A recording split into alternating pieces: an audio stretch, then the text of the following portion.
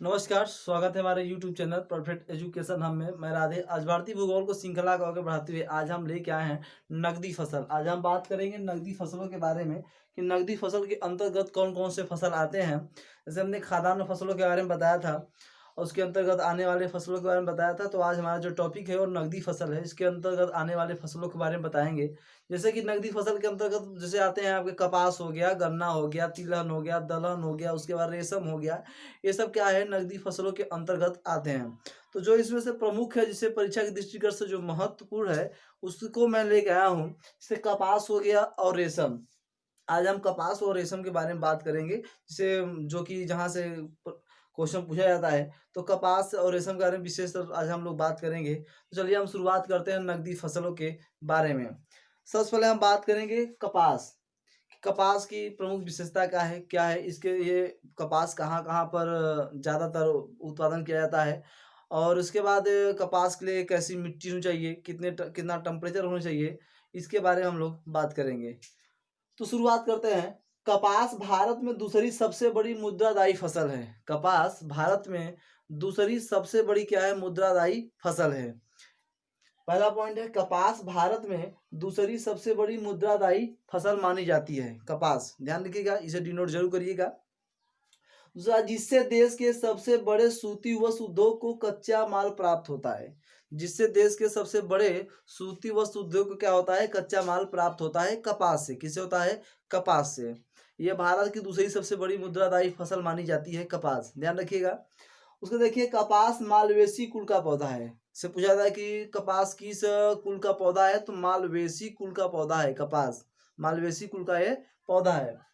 उसके बाद देखिए, भारत विश्व का पहला देश है जहां पर कपास की संकर किस्म की बीज क्या हुई थी, विकसित हुई थी। कहने का आशय है कि सबसे पहले कपास कहाँ पे विकसित किया गया था, वह है हमारा भारत देश। कहाँ, कौन सा है, भारत देश, जहां पर सबसे पहले संकर किस्म की बीज क्या हुई थी, विकसित हुई थी। उसके बाद देखिए, कपास की कृषि के लिए काली मिट्टी उपयुक्त है। देखिए, हमने बताया था कि काली मिट्टी को कपासी मिट्टी भी कहा जाता है। हमने मिट्टी के टॉपिक बताया था कि काली मिट्टी को कपासी मिट्टी के नाम से भी जाना जाता है। इसलिए कपास के लिए सबसे महत्वपूर्ण जो मिट्टी है वह है काली मिट्टी। क्या है, काली मिट्टी। उसके बाद देखिए, यहाँ पर इसके लिए 25 डिग्री से लेकर 35 डिग्री तक क्या होना चाहिए, तापमान। जब भी हम कपास की खेती करेंगे, जब भी कपास की कृषि करेंगे, तो उस जो टेम्परेचर होना चाहिए वो 25 डिग्री सेल्सियस से लेकर 35 डिग्री सेल्सियस तक इसका तापमान होना चाहिए कपास की कृषि के लिए। ध्यान रखिएगा। आगे है, कपास की खेती के लिए 75 से लेकर 100 सेमी वर्षा होनी चाहिए। हमने बताया कि कपास की खेती के लिए 25 डिग्री सेल्सियस लेकर 35 डिग्री सेल्सियस तक क्या होना चाहिए, तापमान होना चाहिए। उसके बाद 75 से लेकर 100 सेमी तक क्या होनी चाहिए, वर्षा होनी चाहिए। क्या होनी चाहिए, वर्षा होनी चाहिए। इसको ज़्यादातर जल की आवश्यकता नहीं होती है, इसलिए यहाँ पे जहाँ पे 75 से 100 सेमी वर्षा होती है वहीं पे कपास की कृषि की जाती है। देखिए, यहाँ पर भारत में कपास की खेती लगभग 10.85 क्षेत्र पर विस्तृत। देखिए, यहाँ पर कहने का आशय है कि भारत में जो कृषि हो रही है, जो कपास की खेती हो रही है, वो कितने क्षेत्र में हो रही है। यहाँ देखिए, 10.85% क्षेत्र पर की जाती है। भारत में पूरे पूरे भारत में 10.85% पर ये क्या की जाती है, कपास की कृषि की जाती है, खेती की जाती है। देखिए, यहाँ पर उत्तर प्रदेश तथा पश्चिम भारत, उत्तर पश्चिम तथा पश्चिम भारत कपास की खेती के लिए महत्वपूर्ण है। उत्तर पश्चिम तथा पश्चिम भारत जो है कपास की खेती के लिए उपयुक्त है। इन सब क्षेत्रों में सबसे ज्यादा कपास की खेती की जाती है, उत्तर पश्चिम तथा पश्चिमी भारत में। अब है, भारत में कपास की खेती के लिए अग्रणी राज्य जो है, मतलब सबसे ज्यादा कहाँ पे कपास की खेती होती है ये जान लिया जाए, तो देखा जाए यहाँ पर महाराष्ट्र, गुजरात, तेलंगाना और मध्य प्रदेश। देखिए, कपास खेती कहाँ, मतलब कि किस राज्य में कपास सबसे अधिक होती है। महाराष्ट्र, गुजरात, तेलंगाना और मध्य प्रदेश, इन सब में क्या है, कपास की खेती की अधिकता है, यानी यहाँ पे कपास की खेती की जाती है। यहाँ देखिए, महाराष्ट्र में काली मिट्टी व्यापक है जो कपास के लिए क्या है, उपयुक्त है। देखिए, पूरा महाराष्ट्र में क्या है, काली मिट्टी का विस्तारित रूप है, पूरा महाराष्ट्र में है, क्योंकि वहाँ पे अब जानते हैं कि महाराष्ट्र में काली मिट्टी का विस्तार रूप ज़्यादा है, वहाँ पर ज़्यादा है, तो वहाँ पे कपास खेती भी की जाती है। वहाँ पर हमने मिट्टी का टॉपिक बताया था कि इसे कपासी खेती के नाम से, सॉरी, कपासी मिट्टी के नाम से भी हम लोग जानते हैं। काली मिट्टी के जो कि इसका जो सबसे ज़्यादा भाग है काली मिट्टी का, महाराष्ट्र में है। मध्य महाराष्ट्र तक ये काली मिट्टी फैली हुई है। उसके देखिए यहाँ पर कपास को महाराष्ट्र में श्वेत स्वर्ण कहा जाता है।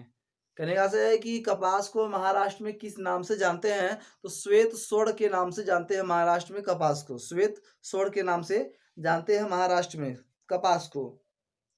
उसके बाद देखिए मध्य प्रदेश में कपास की कृषि के लिए देखिए मध्य प्रदेश में भी कुछ जगहों पर कपास की खेती की जाती है, जिसके हमने हालांकि बताया यहाँ पे कि महाराष्ट्र, गुजरात, तेलंगाना, मध्य प्रदेश में कपास खेती की जाती है। ध्यान देखिए मध्य प्रदेश में कपास की कृषि राज्य के पश्चिम भाग, मालवा का पठार और नर्मदा घाटी के क्षेत्रों में भी की जाती है। जो मध्य प्रदेश का भाग है, मतलब मध्य प्रदेश राज्य में, जो कि देखिए यहाँ बताया कि मालवा का जो पठार है और नर्मदा घाटी के किनारों पर ये सब क्या होती है, कपास की खेती की जाती है। कपास की खेती की जाती है मध्य प्रदेश में। यहाँ देखिए कपास की जो रेशे होते हैं किस से क्वेश्चन पूछा जाता है कि कपास की रेशे किससे प्राप्त होते हैं, तो जो कपास की रेशे होते हैं वो बीज से प्राप्त होते हैं। किससे प्राप्त होते हैं? बीज से प्राप्त होते हैं। महत्वपूर्ण है, जरूर नोट करिएगा। कपास की जो रेशे होते हैं किससे प्राप्त होते हैं? कपास के रेशे बीज से प्राप्त होते हैं। किससे प्राप्त होते हैं? बीज से प्राप्त होते हैं कपास के रेशे। तो हमने कपास के बारे में बताया। अब हम बात कर रहे हैं रेशम के बारे में कि रेशम की प्रमुख विशेषता क्या है, किन किन राज्यों में अधिकता इसकी है। उसके बाद इसकी औसत वर्षा कितनी चाहिए, उसके बाद कितना टेम्परेचर होना चाहिए, इसके बारे में भी बात करेंगे, जैसे हमने कपास के बारे में बताया। तो आज हम नकदी फसलों के बारे में बात करें। जैसे नकदी फसल के अंतर्गत कौन होते हैं? कपास होते हैं, गन्ना होते हैं, तिलहन होते हैं, दलहन होते हैं, ये रेशम हो गया, ये सब नकदी फसल के अंतर्गत आते हैं। तो हम जो प्रमुख है उसमें नकदी फसलों में उसके बारे में बता रहा हूँ, जैसे कपास और रेशम इसमें प्रमुख है, महत्वपूर्ण है, इसे क्वेश्चन आने की संभावना भी है और क्वेश्चन पूछा भी गया है। तो देखिए तो रेशम के बारे में बात करने जा रहे हैं कि रेशम देखिए भारत, चीन, जो भारत है सबसे ज्यादा रेशम चीन में उत्पादन की जाती है। विश्व में ज्यादा रेशम कहाँ कहाँ पे उत्पादन की जाती है? चीन में। देखिए चीन के बाद भारत विश्व में दूसरा स्थान प्राप्त है रेशम उत्पादन में। देखिए चीन प्रथम स्थान पे है रेशम उत्पादन में, लेकिन कहा गया है कि भारत जो है कि चीन के बाद दूसरा विश्व में रेशम उत्पादन करने में क्या है? अग्रणी है। देखिए यहाँ पर भारत चीन के बाद दूसरा विश्व में रेशम उत्पादन देश है। मतलब कि चीन के बाद पूरे विश्व में दूसरा स्थान रेशम उत्पादन में कौन सा देश है? तो वह है भारत। ये ध्यान रखिएगा।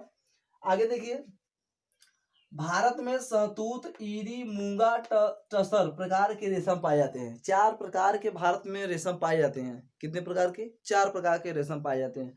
देखिए यहाँ पर भारत में शहतूत, ईरी, मूंगा, टसर, ये 4 प्रकार के भारत में रेशम पाए जाते हैं। अगला देखिए रेशम रसायन की भाषा में रेशम कीट के रूप में, रेशम रसायन की भाषा में कहा जाए तो रेशम रसायन की भाषा में रेशम कीट के रूप में विख्यात है। इल्ली यानी कैटरपिलर, कैटरपिलर नाम सुनेंगे, इल्ली जिसे कहते हैं कैटरपिलर कहते हैं। रेशम रसायन की भाषा में रेशम कीट के रूप में विख्यात इल्ली, कैटरपिलर जिसे कहते हैं इंग्लिश में, द्वारा निकाले जाने एक प्रोटीन से बना होता है। किससे बना होता है? प्रोटीन से बना होता है। जो कैटरपिलर से जो निकलता है, जो रेशम प्राप्त होता है, वो एक प्रोटीन से बना होता है। किससे बना होता है? प्रोटीन से बना होता है। ध्यान दीजिएगा। आगे देखिए रेशम कीट की जीवन चक्र 4 चरणों में होता है। कितने चरणों में? 4 चरणों में अपना जीवन चक्र निर्धारित करते हैं। देखिए यहाँ पर पहला अंडा, इल्ली, प्यूपा, शलभ। अंडा, इल्ली, प्यूपा और शलभ, ये 4 चक्रों में अपना जीवन क्या करते हैं? विकसित करते हैं। उसके देखिएगा यहाँ पर इससे व्यावसायिक महत्व से अटूट तंतु निकाले जाते हैं। देखिए जो अटूट तंतु, जो टूटने वाला ना हो, मतलब कि जो जिससे रेशम जो निकलता है उसे क्या है? व्यावसायिक रूप से उसे निकाल लिया जाता है। इन सब में से रेशम निकाल लिया जाता है, जिससे वस्त्रों की क्या किया जाता है? बुनाई की जाती है। वस्त्रों की क्या की जाती है? बुनाई की जाती है। अब देखे होंगे कि शहतूत के पेड़ पर भी क्या होती है? रेशम की खेती भी की जाती है। अब जानते हैं से सेरीकल्चर हो गया, सेरीकल्चर और रेशम उत्पादन से संबंधित है सेरीकल्चर, जानते हैं आप।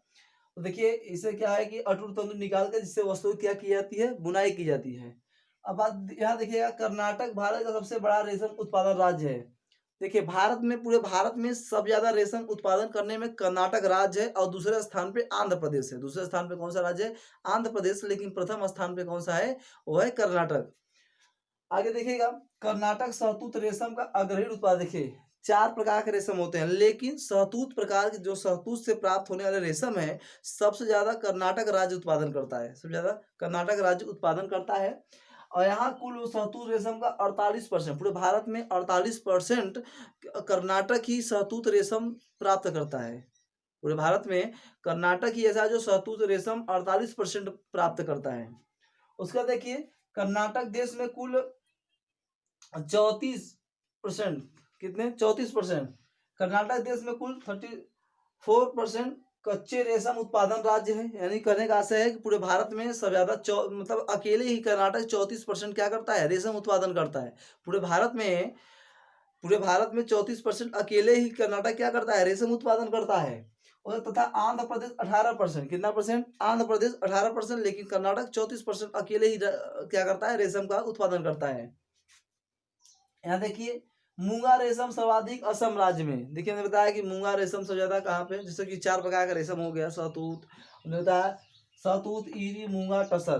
तो जो यहाँ पे मूंगा है, देखिए मूंगा रेशम सर्वाधिक असम राज्य में, कहाँ पे, मूंगा रेशम सर्वाधिक असम राज्य में विकसित होती है या उत्पादन होता है। देखिए यहाँ पर मूंगा रेशम सर्वाधिक असम राज्य में क्या होता है, उत्पादन होता है। और 85%, कितना होता है, 85%, 85% अकेले ही क्या करता है, असम मूंगा रेशम का उत्पादन करता है। आगे देखिएगा, ईरी रेशम भी सर्वाधिक असम में ही होता है। ईरी रेशम का उत्पादन भी सर्वाधिक कहाँ पे है, असम में है। मूंगा और ईरी रेशम का उत्पादन करने में अग्रणी राज्य कौन सा है, असम है। देखिए ईरी रेशम, जो ईरी रेशम है वो 62% असम क्या करता है, उत्पादन करता है। आगे देखिए टसर रेशम को ट्रॉपिकल टसर या ओक टसर के नाम से जानते हैं। जो टसर है, हम बताया टसर रेशम को ट्रॉपिकल टसर, देखिए हम बताया कि टसर रेशम को ट्रॉपिकल टसर था, ओक टसर को 2 भागों में बांटा गया है। जो टसर रेशम है उसको 2 भागों में बांटा गया है, एक ट्रॉपिकल टसर और एक ओक टसर, 2 भागों में इन्हें बांटा गया है। देखिए ये अलग अलग जगहों पे अलग अलग राज्यों में, मतलब अलग अलग राज्यों में सब पाए जाते हैं। यहाँ देखिए ट्रॉपिकल टसर सर्वाधिक झारखंड में पाए जाते हैं। ट्रॉपिकल टसर जो है सर्वाधिक कहाँ पाए जाते हैं, झारखंड में पाए जाते हैं। उसके बाद ओक टसर है सर्वाधिक मणिपुर में पाए जाते हैं। कहाँ पर, मणिपुर में पाए जाते हैं। तो ये हमारा नकदी फसल रेशम वो कपास हो गया। अगर वीडियो पसंद है तो लाइक सब्सक्राइब जरूर करिएगा। आज के लिए बस इतना ही। दीजिए जय हिंद, जय भारत।